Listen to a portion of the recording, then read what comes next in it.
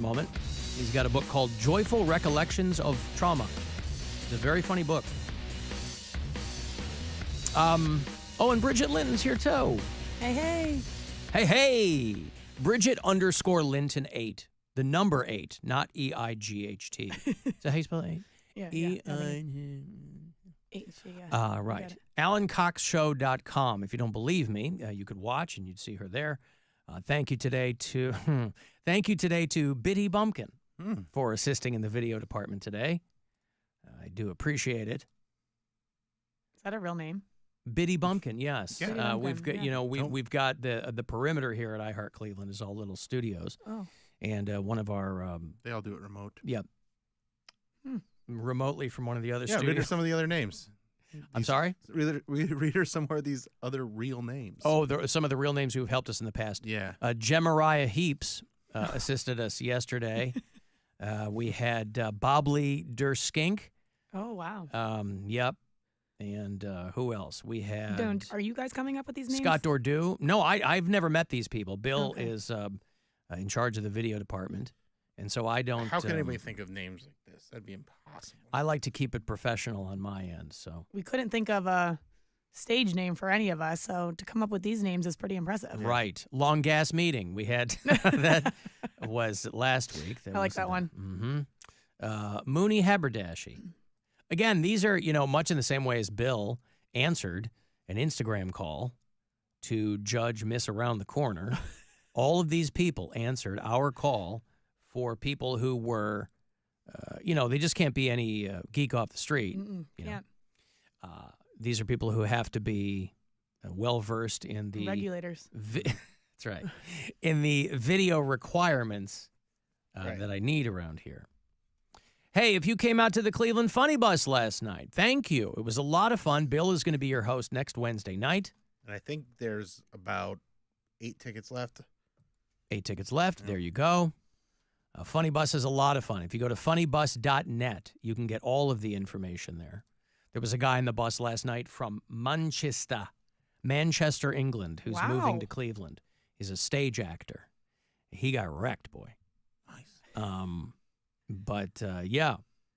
Wait, he's moving to Cleveland to pursue his acting career? I don't know about that, but Okay. he was kind of, we were chatting him up a little bit, and I guess he's done a lot of stage productions and things like that, but he kind of fell in love with American sports, and I don't know if he fell in love with someone here specifically. Yeah. I have to imagine that was probably part of the mix. Excuse me. The next tour is already sold out Hey, there you go. Oh, on Wednesday. So now you'll have to sign up for Alan on the... Oh, wait, no, I'm stupid. I'm not good at dates. But there's only a few tickets left. That's the point. Bill is your host for the 29th. I'll be your host for the 5th. Yeah. You can go to funnybus.net, find the Cleveland, because they're also in Charlotte and Atlanta. Hit the Cleveland tab, and then you'll find Alan Cox Show night. We do every Wednesday in May and June. And the tickets do go quickly. We leave from Collision Bend. You should come out to one of these. I was just going to say say that. Fun. I see them driving around, and they look so fun, but I've never been on one. Yeah, they're a lot of Now fun. that I know BYOB. my friends are hosting. Yeah. We're just on Wednesdays. Okay, and then But do you? So you you, can- start they- at Collision Bend, and then you make stops at bars. No. Oh, No, there's a halfway point where you stop at Flatiron Grill and everybody kind of, if you got to have a pitch, do a couple of shots, that kind of thing. Yeah. But it's just like a tour. So you learn, it's like being a tourist in your own city, right? And you guys are the tour guides of Well, Cleveland. no, they No. have comedians who are the tour guides. We're there to kind of Sternick did this host for and a go, while. hey, what's up? And, Oh, you okay. know. Are you guys like yeah. throwing T-shirts out or anything? No. We're throwing out one-liners, and I'm Throwing yelling, like Jello shots Yeah, out or anything? no. and I'm No, just yelling at cops. You're just there to like get You're on the just mic there every as so your have lovely fun and- personalities. yeah, that's right. that sounds like a great gig. The woman sitting behind me moved here. She works for the Cleveland Clinic, and she just moved here from Daytona Beach. Oh, And I was like, oh, okay. She sold her place, and that's her hometown. I was like, how'd you end up here? Cleveland Clinic. I said, Wow. okay. 'Cause people obviously either move for work, that's why I moved here, or a person, right? You go, For oh, love. you're from Portland. How did you end up in Cleveland? Met a guy, that kind of thing. then they get here and then they fall in love with Cleveland, Or they're like, he swore we'd move back to Portland. and we're still here. 15 years later. Yeah, And now I'm wearing orange and brown every Sunday. that's right. Well, Portland has no team. So, you know, you can adopt the ones here. Very cool. Very true. No, my favorite part, and it had nothing to do with the Funny Bus last night, and it's just an aside. It was just by happenstance. as I was in the men's taking care of some business. Somebody had etched some graffiti, and it just made me laugh above the urinal. Somebody had etched, "Love yourself," right? It's a nice sentiment. Yeah. Except someone else in black Sharpie wrote "gay" with an arrow pointing to it. I was like, man, I don't know why that's funny, but they're just trying to darken this person's day. They were having a fine time and trying to get some positivity into the world, and somebody else, not so much. Really ruined it. Yeah. So, Funny Bus is a lot of fun, hence the name. I did meet a guy who told me that he was Pound Cake's stepfather. That turned out to not be the case. So I'm still curious what that was all about. It sounds like maybe he was a family friend, maybe, unless I don't think I misunderstood him. Because I was texting Cody this morning. I said, hey, and he was like, that's not him. And I was like, okay, well, anywho. You kind of got catfished in real life. Stolen valor. Yeah. Yeah. I don't know why anybody would pretend to be that. Yeah. But, they were very nice. There were a couple of people, and we always get a good crowd in the Funny Bus, Yep. right? We get nice people. They're there to have a good time. Nobody gets inappropriately rowdy. Some of that, it's going to happen naturally. And the best part of it are the people on the side, just people on the streets when we're going through Cleveland, because there are two ways you can react to the Funny Bus. Most people, they'll wave. If there's music playing, they'll dance. And then there's the other people. They want nothing to do with it. They want to pretend it's not there. Not happening. They don't break their stride. It's like they have no periphery whatsoever. And no amount of heckling for these people will get them to change their focus. I mean, what type of people are coming out on a Wednesday night? I mean, I'm all for a good time any night of the week. Our people are coming out on Okay, a so it's like Wednesday night. it's your fans Yeah. that are like, all right, hey, Well, I we're want to telling come them and to hang come out out. with They Bill come out and they, Alan. Okay. they have a good time. But when you guys aren't hosting, are there still Funny Bus tours on Yes. Wednesdays, or are they typically on the weekends only? They usually do them. I mean, they're always booking like private events too. So Yeah, okay, that they makes have them sense. almost every single day. Oh. But I think There is one before ours. Like ours is Yeah. a 7:00 bus. I think Mm-hmm. on Wednesdays they also have a 5:00 bus. No celebrity on there. I I don't think know that's- about that. I think that's only if they have like a work or like somebody rents it out. I don't think that's like a regularly scheduled one. Trust Because me. like I said, they have there a are no ton. celebrities on our buses either. It's just a Hey. really good time. Hey, I'm Yeah. sitting with the two celebs right now. It's a good time. Yeah, whenever you want to go on one of these Wednesday ones, just hit either of us up. Oh yeah. So when is the last one you guys do? The last one will be June the 26th with Bill. Oh, great. Yeah, so it's we've got some we're time. alternating every Wednesday this month. So I'm and- doing Thanks. the 29th, and then Alan's doing whatever, the 5th, I believe, Yep. and then back and forth. Mm-hmm. Back and Great. forth. Well, I got to snag my ticket quick if they're selling out. Oh, Wow.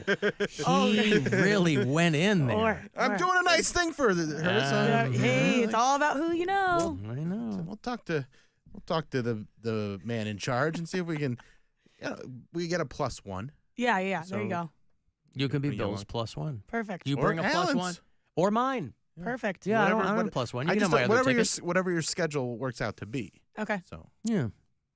Lauren says, Alan, I was sprinting to my connecting flight because airlines don't feel like giving you enough time to get to your connection.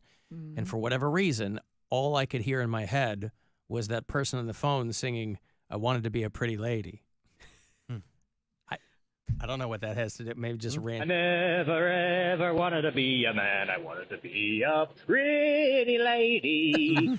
You're running to your, things can cross the transom of your mind when you least expect. I don't know. Mary had a nightmare at the airport today. I guess she's not going to make it to Columbus. Seriously? So I don't even know if she's going to come back to the because I think that was the whole reason was to come back and do that gig and then fly back. So She didn't even make it out of New York? I don't think so. Oh, my Wow. gosh. So she's not going to be in here tomorrow. I don't know. Oh, wow. Yeah, so Well, let me talk to Paul Shear. Let me give you this money first, then I'll talk to Paul. This is your chance to bet with the Buzzard Bookie and win $1,000 now. Enter this nationwide keyword at WMMS.com. Check. That's check. Enter it now at WMMS.com. More than 6, but fewer than 10 minutes. With somebody on the phone. Hey, you know Paul Shear. You might know his face. If you don't know his name, you know him if you used to watch The League or Black Monday on Showtime. He was in Veep. He's a very funny dude. He's done a lot of improv. He's done a lot of TV and film. He's got a memoir called Joyful Recollections of Trauma. Hey, Paul. How are you? How are you, man? I'm very good. I told my 8-year-old this morning that I was going to be talking to Chip Whistler, and Oh my gosh. and she freaked out for a few minutes. She was quite pleased to hear that. You know what? I love that people love Chip Whistler so much. It's been one of my favorite characters to do because I am a straight up villain. I get that vibe from you. For the uninitiated, Chip Whistler is this villain character on a cartoon called Big City Greens that I think really kind of blew up. I don't know if it was a COVID thing or what, but it was one of those shows where I hadn't heard much about it, and then all of a sudden it was all my daughter was watching, and I thought it was hilarious.